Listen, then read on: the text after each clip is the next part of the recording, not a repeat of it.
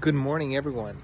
So this week's Torah portion is very unique in that there is a special mitzvah that, for a change, was not given directly because of Moshe. So as you all know, 613 mitzvot in the Torah, and every single one of those mitzvot were commanded by Hashem to Moshe, by God to Moses. Almost as if Moses is the one that's generating the Torah. This week's Torah portion, we have something unique in that we're told that although the Jewish nation had kept Passover, they had celebrated Passover, and Passover needed to be celebrated in a sense of purity, there were people who had been attending to what we call the Chevra Kadisha and were not able to be pure, spiritually pure, for the period of Passover, and they were not able to partake in the celebration of Pesach. One needed to be spiritually pure for Passover, for Pesach, and they were not able to participate. And the Torah tells us these people went to Moshe and they complained. Not so much complained, but they said, why do we have to lose out? Because we're doing this unique mitzvah of tending to people who had passed away and not being able to be spiritually pure.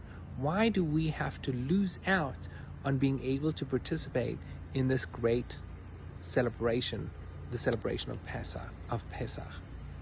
And instead of Moshe just replying and saying, well, there's a new mitzvah, and the mitzvah is the mitzvah of Pesach Sheni, the second chance of Pesach, that if a person missed the first Pesach because of their inability of being able to participate, they get to participate in a Pesach Sheni, the second Passover, which is a month later. Moshe says, I don't know, it's a good question. Let me go and ask God. He goes and speaks to God, and God comes back and tells tells Moses, you know what?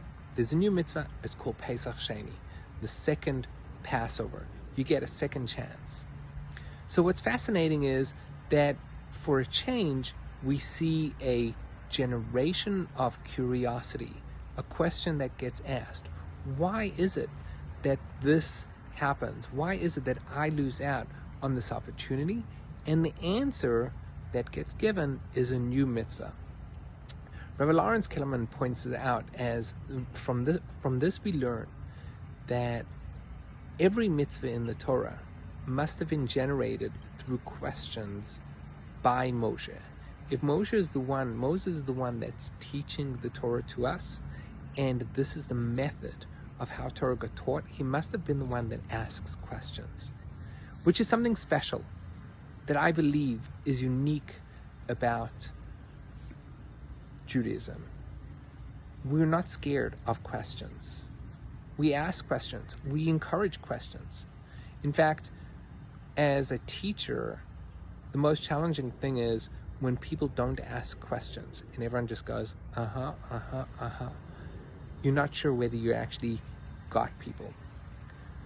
You know, what a question does is it opens up the mind.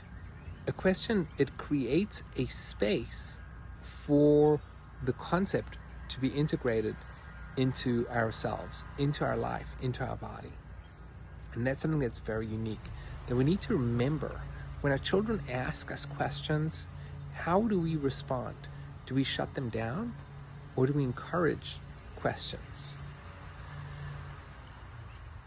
On a personal level, I know that within my own life, the most powerful messages that are integrated into my life are when questions were asked. When I ask a question, we get to expand that concept and integrate it into our life more. So that's the message of Pesach Sheni, the second Pesach. The concept of asking questions. When we ask, when we're curious, we create a space. And when we create a space, we're able to integrate something greater into the depths of our life. I wish you all a Shabbat Shalom and hope to see you soon.